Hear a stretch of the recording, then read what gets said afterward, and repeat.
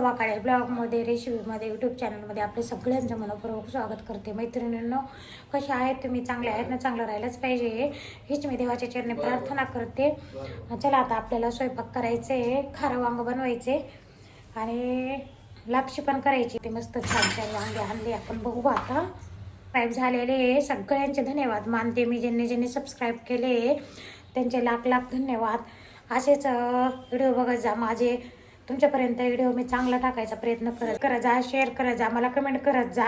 Video आवडला तरी comment करत जा, मला सांगत जा कसे व्हिडिओ लागतात. मग मला कळतं कसे टाकायचे कसे नाही टाकायचे, तुम्हाला कसे आवडतात तसे पण मला सांगत जा. तर खारं वांगा बनवायचे. मस्त चांगले खारे वांगे आणले आपले वांगे आणले होते मी. आता इथं लसूण कोथिंबीर घेतली, हिरव्या मिरच्या घ्यायच्या 2-4 खाऱ्या वांग्याला. आणि खारं वांगं साधं सोपं, एवढं काय लागत नाही. इथं शेंगदाणे घेतली भाजून, शेंगदाण्याचं कूट करून घेऊ आता आपण. खारं वांगं आता बनवायला घेतलं बघा. इथं हिंग टाकलं, जराशी शेंगदाण्याचं कूट, आपण ते हिरवी मिरची लसूण कोथिंबीर घेतली, थोडीशी हळद टाकली. आता थोडं मीठ टाकायचं, हे सारा मसाला मिक्स करून घ्यायचा. इकडे पाणी ठेवलं आहे मी गरम करायला. आता वांग्याची डिठं काढून घ्यायची, वरचे काटे काढून घेणार कारण खाताना काटे नाही लागणार. आणि 4 फोडी अशा मस्त वांगे चिरून घेणार आणि त्याच्यामध्ये आपल्याला आता हे मसाला भरायचा सगळा.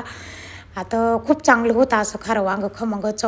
आता वांग्यात मसाला भरून झाला आपला, भरून घ्यायचा मस्त छान. पाणी पण गरम करून घेतलं.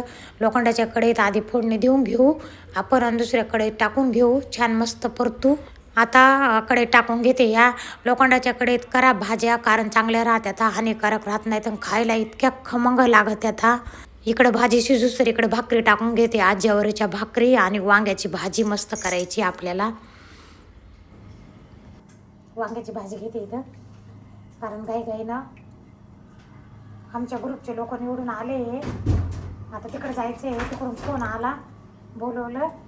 तर आपण आता थोडंसं जेवण करून घेऊ तिकडून. कधी येणं होतं कधी नाही, ओवाळायचं पण आहे मला त्या लोकांना. आणि मग म्हणून म्हटलं थोडंसं खाऊन घेऊ. दुकानाकडे आले. दीपकला म्हटलं निफाड फाट्यावर नेऊन सोड मला त्या बायांकडं. मग चला जाऊ आता आपण निफाड फाट्या. मी आले इथं, सगळ्या बाया जमल्या इथं 4 नंबरच्या. आणि अजून काही तिकडे आहे. आता वरती जातोय आपण सगळ्या. नगर परिषदेवर पहिल्यांदा बीजेपीचा झेंडा फडकणार. अभिनंदन सर्वांचे. 20 वर्षाचा ऐतिहासिक विजय आहे पिंपळगावचा. हा, वैश्व आलेली नव्हती, ती मागून येणार होती तर मी आधी आले. मग तिचे ननंदबाई विचारू लागल्या, वहिनीबाई नाही आल्या का? वहिनीबाई येते ना वैश्व. इथं आम्ही सगळ्या जमलो होतो, वैशूच्या सासा नंदा. मग आम्ही व्हिडिओ काढून घेतला.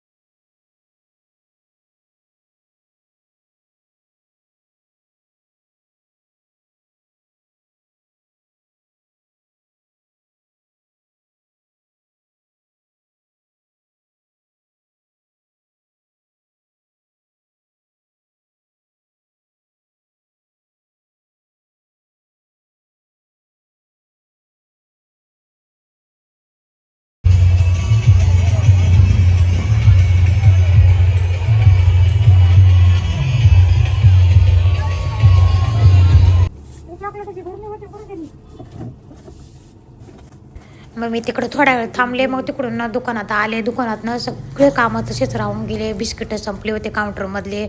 मग बिस्किटं लावायचे वगैरे लावून बिवून घेतले. अर्धा 1 घंटा तिथं काम केला दुकानात. पूर्ण माल लावला, काही राहिला काही.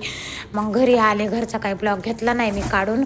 आणि मग दीपक म्हणे ते येणार आहेत म्हणे इकडं 7 नंबरमधले अध्यक्ष निवडून आलेले.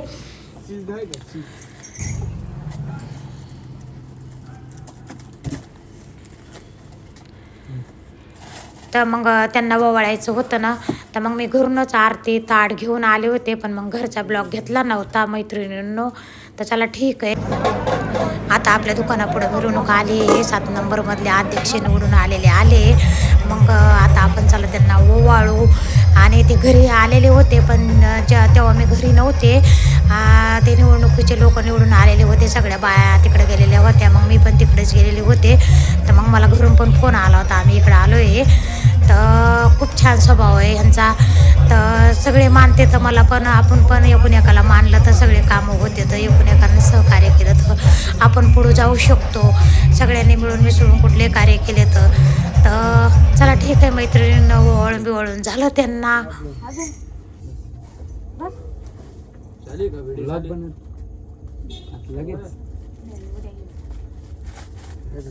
सांगायचे का तुला त्यांना सबस्क्राईब करायला, सगळ्यांना करायला, चला लाईक शेअर सबस्क्राईब. कोणाला झालं का? नीट सांगा, नीट सांगा. काळ्या मावशींना सबस्क्राईब करा, लाईक करा, शेअर करा, कमेंट काळ्या करा. मावशींना सबस्क्राईब करा, लाईक करा, शेअर करा, जे असेल कमेंट पण करा. हा, आणि त्यांचे ब्लॉग बघत जा. सांगा व्ह्यूज वाढवा. आपल्या नातेवाईकांना सांगा की काळेबाई जे आहे चॅनल आहे. 9:45 वाजले, 9:45 दुपारच वाजले. दुसरं काम केलं होतं. आता ते फ्रीजवरून परत पाण्याच्या बाटल्या देते तिथं. आणि 9:45 वाजले, आता घरी जाऊ. जेवायचं ते कोण कुठं चाललं जेवायला, कोण कुठं चाललं. 10 वाजले. आज 10 वाजता तर दुकान चालूच होती. आणि आमचं असं आहे, दुकानं आम्ही वाढवता दुकानं गिऱ्हाईक चालूच राहतं. तर मग गिऱ्हाईक चालू असल्यामुळं आपल्याला असं वाटतं आपल्यापर्यंत गिऱ्हाईक येतं, त्यांना कसं काय वापस पाठवायचं, शटर लावायचं का गिऱ्हाईक चालू, शटर लावायचं का तर गिऱ्हाईक चालू. त्याच्यामुळं आज 10 वाजून गेले. पण स्वयंपाक करायचा नाही आज. दोघं बापले का दोघीकडे जेवायला गेले आज. आणि माझे एकटे पुरतं असं दुपारचं काही पडलेलं. तसे मी रात्रीचं जास्त जेवण करत नाही ना. आज तर 10 वाजले, खाल्ले 2-3 घासं खाईन, नाही तर खाणार पण नाही. वैशू पण गेली आज मला करमाना झाले. 15-20 दिवसापासून माझ्याचकडं होती ती. आणि दुसरी गोष्ट, माझे व्हिडिओ ना मीच एडिट करते. मला भरपूर जण म्हणते तर तुमचे व्हिडिओ कोण एडिट करतं वा. आता पोरी सोरी दुकानं आल्या, पोरं सोरं बी विचारते तर छान येते बा, आता एडिट करतात तर छान कोण करतं. तर त्यांना असं वाटतं दीपक करीत असेल, पण दीपक नाही करत, मीच करते व्हिडिओ एडिट. आणि दीपक कॅप्शन टाकतो फक्त व्हिडिओ. आणि शिकायला वय नाही लागत. मला सांगायचे ह्या वयात मी मला कॅमेरासुद्धा माहिती नव्हता. दुसरी गोष्ट, अजून भरपूर मोबाईलचं काहीच माहीत नव्हतं. आता मला व्हिडिओ काढायचे, मी स्वतः व्हिडिओ काढते, सगळे स्वतः एडिट करते, स्वतः कुठं काय टाकायचं ते टाकते. तर चला ठीक आहे. सगळ्यांचे धन्यवाद. आणि सबस्क्राईब ज्यांनी केलं त्यांचे लाख धन्यवाद. 1000च्या पुढं आपले सबस्क्राईब झालेले. माझे व्हिडिओ असेच बघत जा. मी नवीन व्हिडिओ टाकायचा प्रयत्न करीन. शिकायला वय नाही लागत, मी ह्या वयात काही पण शिकू शकते. आणि चला ठीक आहे. व्हिडिओ जर आवडला तर सबस्क्राईब करा, लाईक करा, शेअर करा, कमेंट करा. शुभरात्री सगळ्यांना. हा व्हिडिओ आपण आता इथंच संपू. भेटू आपण उद्याच्या व्हिडिओमध्ये.